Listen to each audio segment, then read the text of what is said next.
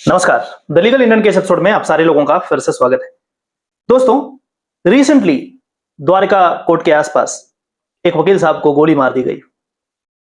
अभी कुछ दिन पहले राजस्थान में ब्रूटल मर्डर दिन दहाड़े एडवोकेट के साथ हुआ और पिछले यदि आप 1-2 साल देखेंगे तो आपको बहुत अनगिनत ऐसे इंसिडेंट मिल जाएंगे जहां पे एडवोकेट्स को टारगेट करके उनको गोली मार दिया जा रहा है, चाकू से मारा जा रहा है, कुछ और किया जा रहा है, जो कि एक शर्मनाक बात है। एक डेमोक्रेसी में वकील का जो रोल है बहुत ही अहम होता है और यदि वकीलों के साथ ऐसा होने लगे तो आम आदमी कितना सुरक्षित है इस समाज में, इस देश में, ये तो आप मूल्यांकन कर सकते हैं। अभी दिल्ली के जितने भी लोअर कोर्ट्स हैं हर जगह स्ट्राइक चल रहा है और होनी भी चाहिए स्ट्राइक, और इसीलिए आज प्राइवेट रेस में सबको मिलकर के पार्टिसिपेट करना है। और रिसेंटली अभी राजस्थान लेजिस्लेचर ने अभी पास किया है एडवोकेट्स प्रोटेक्शन एक्ट। हालांकि उसमें भी बहुत सारे फ्लॉज हैं और ऐसा एक्ट पूरे देश में लागू होना चाहिए। एक सेंट्रल एक्ट आना चाहिए जो एडवोकेट्स के प्रोटेक्शन की बात करे।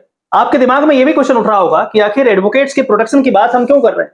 इसके पीछे कई सारे रीजंस हैं और इसमें सबसे इंपॉर्टेंट रीजन यह है कि advocate is the only class of person who deals with the criminals on regular basis. हर दिन क्रिमिनल्स से डील करते हैं। क्रिमिनल्स मतलब समझते हैं, मैं समझाता हूं।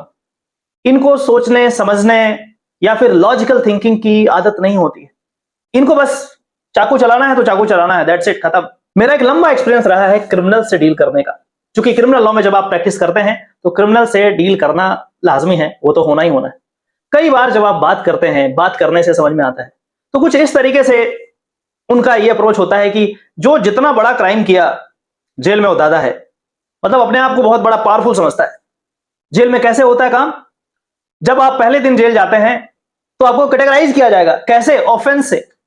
ये बिना पढ़े लिखे लोग भी ऑफेंस से कैटेगराइज करते हैं। ये 376 वाला, ये 302 वाला है, ये 304 वाला है, इस तरीके से। और सबका दादा कौन होगा? जो सबसे बड़ा क्राइम करेगा। इनका अप्रोच, इनका मानसिकता, साइकोलॉजिकल अप्रोच ही ऐसा है कि भाई जो जितना बड़ा क्राइम किया है उतना बड़ा क्रिमिनल है।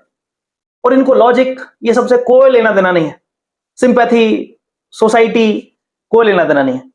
इसलिए जब आप रेगुलर बेसिस पे क्रिमिनल से डील करते हैं तो ऑब्वियस सी बात है डेंजर तो होगा, खतरा तो होगा, ऑब्वियस सी बात है, होना ही है। और यही चीज के कारण हम एडवोकेट्स डिमांड करते हैं कि प्रोटेक्शन दिया जाए हमें, ताकि हम अपना professional duty freely and Fairlie करें। जब हम जुडिशरी की बात करते हैं तो कहते हैं कि जुडिशरी तभी फ्री एंड फेयर डिसीजन दे सकती है जब जज पे कोई प्रेशर ना पड़े। जज पे प्रेशर नहीं पड़ना मतलब वकील पे भी प्रेशर नहीं पड़ना, क्योंकि जज साहब को वही चीज पता होगा जो वकील साहब बताएंगे। जज के पास एक दिन में कई सारे फाइल्स आते हैं, कई सारे केसेस आते हैं, वो हर केस को ठीक से नहीं पढ़ सकते। लेकिन एडवोकेट जो हमारा काम होता है उनके काम को आसान करना, किस केस में क्या इंपॉर्टेंट है, क्या इंपॉर्टेंट नहीं है, उसको सेग्रीगेट करना, बताना। और इस क्रम में हम क्या करते हैं, कई सारे ऐसे सेंसिटिव केसेस करते हैं जिसमें खतरा तो होगा, बट अगेन खतरे से क्या हम डर जाएं, क्या हम अपना प्रोफेशनल ड्यूटी सही से नहीं कर पाए। कई सारे थ्रेट्स आते हैं, ये कोई नई बात नहीं है, कई सारे हमने भी फोन कॉल्स देखे हैं, ये वाला केस मत करना, नहीं तो ऐसे कर देंगे, ठीक है जो होगा देखा जाएगा। क्योंकि बात जब प्रोफेशन की है तो इससे कोई खिलवाड़ नहीं हो सकती। इसीलिए हम कहते हैं कि हमें प्रोटेक्ट तो करो, एक्ट तो बनाए पार्लियामेंट, ताकि एडवोकेट्स फ्री एंड फेयर तरीके से अपना काम कर पाएं। यदि आप एक्ट नहीं बनाएंगे तो क्या होगा, हम सही से काम नहीं कर पाएंगे, और नहीं कर पाएंगे तो क्या होगा, जस्टिस सिस्टम सफर होगा, जो गुनहगार हैं उसको आप सजा नहीं दिलवा पाएंगे, बहुत सारे प्रॉब्लम्स आएंगे। तो इस तरीके से मेरा मानना है कि पूरे भारत में एक सेंट्रल एक्ट बनाया जाए और उस एक्ट में एडवोकेट्स प्रोटेक्शन की बात। अभी रिसेंटली राजस्थान लेजिस्लेचर ने जो एक्ट पास किया उसमें बहुत सारे फ्लॉज हैं। एक फ्लॉज की बात मैं करता हूं, उसमें लिखा हुआ है कि एडवोकेट्स को यदि आप थ्रेट करते हैं, असॉल्ट करते हैं, ग्रीवियस हर्ट करते हैं इनसाइड द कोर्ट प्रीमिसेस, तभी एक्ट अप्लाई होगा। अभी द्वारका में जो वकील साहब को गोली मारी गई वो द्वारका कोर्ट में नहीं मारी गई, वो द्वारका कोर्ट के बाहर मारी गई। राजस्थान में जो अभी चाकू मारा गया वकील साहब को, वो कोर्ट के अंदर नहीं मारा गया, कोर्ट के बाहर सड़क में मारा गया। तो जब इस तरीके का एक्ट बनाया जाता है तो इस बात का ध्यान रखा जाए कि एडवोकेट्स अपना प्रोफेशनल ड्यूटी सिर्फ कोर्ट के अंदर ही नहीं करता, बाहर भी करता है। जैसे कि एग्जांपल की बात करते हैं, मैं 30 कोर्ट में हूं, मुझे रोहिणी कोर्ट जाना है किसी मैटर को अटेंड करने के लिए, रास्ते में हूं, मैं जा रहा हूं रोहिणी कोर्ट के लिए अपना प्रोफेशनल ड्यूटी को परफॉर्म करने के लिए। रोहिणी कोर्ट के रास्ते में आकर के यदि मेरे साथ कुछ होता है तो क्या एडवोकेट्स एक्ट नहीं लगेगा? राजस्थान लेजिस्लेचर ने जो पास किया है वो कहता है कोर्ट के प्रीमिसेस में होना चाहिए, जो कि मुझे लगता है कि मुनासिब नहीं है, इसको एक्सटेंड करना चाहिए। और मेरा अनुमान है कि जब ये माननीय हाईकोर्ट में जब भी ऐसे केसेस जाएंगे तो उसको एक्सपेंड कर दिया जाएगा।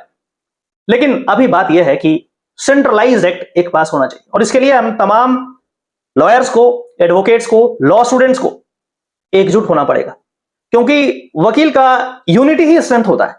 हमें एक साथ होना होगा। अब स्ट्राइक है तो है, काम सफर होगा तो होने दो, क्योंकि मेरी जिंदगी से ज्यादा तो काम नहीं हो सकता ना किसी का इंपॉर्टेंट, तो जिंदगी बचाना जरूरी है। इसलिए इस वीडियो के माध्यम से मैं तमाम लॉ स्टूडेंट्स, लॉयर्स, एडवोकेट से अपील करना चाहूंगा कि जब भी प्रोटेस्ट की बात आए आप बिल्कुल खड़े रहे, वहां पे पीछे हटना नहीं है, क्योंकि ऐसे इनको वैसे भी फर्क नहीं पड़ना, सरकार को तो वैसे फर्क नहीं पड़ना, लेकिन हमें पता है कि इनसे कैसे बात बनवाया जाता है, कैसे काम कराया जाता है। तो एक साथ रहिए। यह घटना दुखद है और देश के विभिन्न भाग में जो ये चीजें हो रही है, जो कि गलत है, ऐसा नहीं होना चाहिए। और यदि ऐसा होगा तो आने वाले जो लॉ स्टूडेंट्स हैं, जो कल को लॉयर बनेंगे, एडवोकेट बनेंगे, उनके अंदर भी एक फियर साइकोसिस डेवलप हो जाएगा, जो कि इस देश के लिए गलत है, एक डेमोक्रेसी के लिए गलत है, और इस चीज का बहिष्कार होना ही चाहिए, प्रोटेस्ट होना ही चाहिए। तो आज के इस वीडियो में मैं यही बताना चाहूंगा कि सेंट्रलाइज एक्ट एक पास होना चाहिए। यदि आप इसका समर्थन करते हैं तो नीचे जरूर कमेंट करके बताइएगा कि हाँ, ऐसा एक्ट होना चाहिए। और रिसेंटली जो राजस्थान लेजिस्लेचर ने पास किया है उस एक्ट को जरूर जाकर के पढ़ेंगे। 10 पेज का एक्ट है, मुश्किल से आप जाकर के पढ़ेंगे, उसमें जो फ्लॉज हैं उसको यहाँ पे बताने का प्रयास करें। चलिए फिर से मिलते हैं किसी और टॉपिक में, तब तक के लिए अपना ध्यान रखिए। नमस्कार।